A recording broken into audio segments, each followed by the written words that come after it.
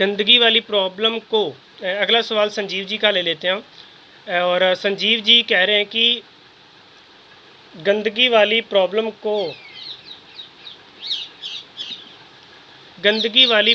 को सर क्या online counselling से ठीक किया जा सकता है, यह भी बिना दवाइयों के? Yes definitely. देखिए इसमें ना मैं आपको बिल्कुल संजीव जी इसमें मैं आपको बताना चाहता हूँ, आपका जो सवाल है मैं फिर से दोहराना चाहता हूँ और ये सभी के लिए, क्योंकि ये समस्या सभी की है। गंदगी वाली प्रॉब्लम को आप साइको एजुकेशन में ये कह सकते हो कि कंटेमिनेशन ओसीडी। कंटेमिनेशन ओसीडी का मतलब कि आपको गंदगी से प्रॉब्लम है, आप बार बार वॉशिंग करते हैं। वो बहुत तरीके की हो सकती है, जो हर व्यक्ति का अपना अपना एक ऑब्जेक्ट हो सकता है, अपनी एक डेंजर जोन हो सकती है कि उनको कौन कौन सी चीज़ें कौन कौन सी चीज़ों से खतरा है, उनका एक अपना डेंजर जोन हो सकता है। तो काउंसलिंग सेशन से बिल्कुल ठीक किया जा सकता है उसको, और वो भी बिना दवाइयों से।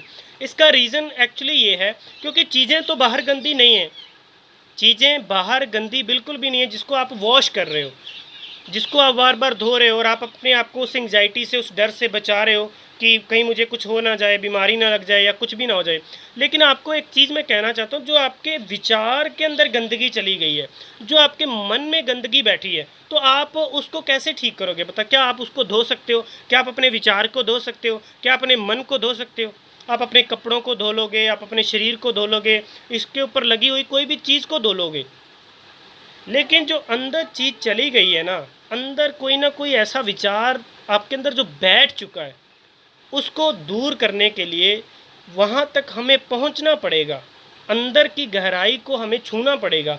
और वो तभी संभव हो पाएगा, जैसे अभी आप पूछ रहे हैं कि ऑनलाइन काउंसलिंग से आपकी पूरी की पूरी लाइफ, जब आप अपनी लाइफ का एक चिट्ठा, पूरी किताब अपनी लाइफ की खोल करके रख देते हैं, तो उसमें वन स्टेप बाय स्टेप हम इन चीज़ों को समझते हैं कि एक्चुअल में ये प्रॉब्लम कहाँ से पैदा हुई और एक्चुअल में आपके अंदर गंदगी है क्या।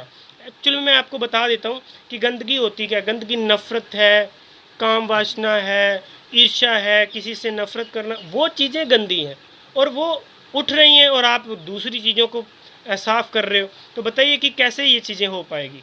तो बाहरी ऑब्जेक्ट और अंदर की गंदगी, ये दोनों अलग अलग चीज़ें हैं। बाहर की गंदगी और अंदर की गंदगी, आप बाहर ऑब्जेक्ट को साफ़ कर रहे हैं। और दूसरी चीज़ मैं आपको ये भी कह देता हूँ कि मान के चलो आप बाहर की चीज़ों को आप साफ़ कर भी दे रहे हैं, तो आपने एक बार साफ़ की, 2 बार साफ़ की, अब तक तो होनी चाहिए ना साफ़, लेकिन आप कई कई सालों से आप साफ़ कर रहे हैं, तो उसका क्या बताइए। आज तक तो वो साफ़ हो जानी चाहिए, तो फिर आपको बीमारी भी नहीं लगनी चाहिए। और सारा सारा दिन आप साफ़ करते रहते हैं, पानी से नहाते रहते हैं, हाथ धोते रहते हैं, साबुन लगाते रहते हैं, तो फिर वो क्या है? वो अंदर समस्या है ना। बाहर की चीज़ों को तो आपने साफ़ कर लिया है, तो इसलिए काउंसलिंग ज़रूरी है।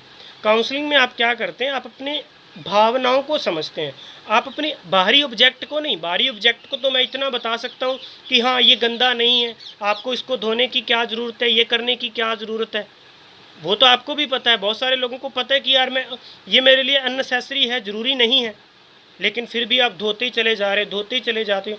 तो इसमें इतना कि अपने अंदर के विचार को समझना, अपने अंदर की उठ रही जो भावना है उनको समझना, तब जाकर के आप अपनी समस्याओं का हल कर सकते हो। तो डेफिनेटली इसका ऑनलाइन काउंसलिंग में हल है। तो और किसी का सवाल है तो आप पूछ सकते हैं, ताकि और ये जो कंटेमिनेट ओसीडी है ये बहुत ही ख़तरनाक है। अंदर की सफाई ज़रूरी है, आप बाहर की सफाई में उलझे रहते हैं, तो ये कब तक आप उलझे रहेंगे। तो बस आपको एक्शन लेना है, चाहे नाइटफॉल की बात कर लो, किसी कुत्ते बिल्ली के डर से है आप साफ़ सफाई कर रहे हैं, लैट्रिन की, पेशाब की, बहुत सारे ऑब्जेक्ट आपने अपने अपने डेंजर जोन जो बनाए हुए हैं और वो ऑब्जेक्ट आप साफ़ कर रहे हैं। उन ऑब्जेक्ट को साफ़ करने से कोई आज तक फ़ायदा हुआ?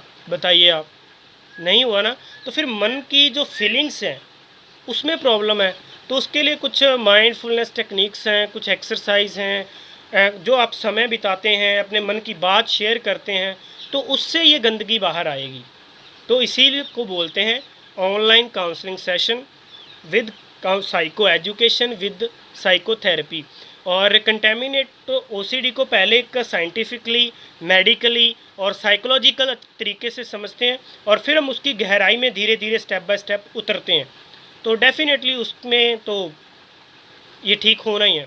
तो आज के सेशन में इतना ही है, और किसी का कोई लास्ट सवाल है तो मुझे आप बता सकते हैं, नहीं तो कल हम फिर 5 बजे मिलेंगे।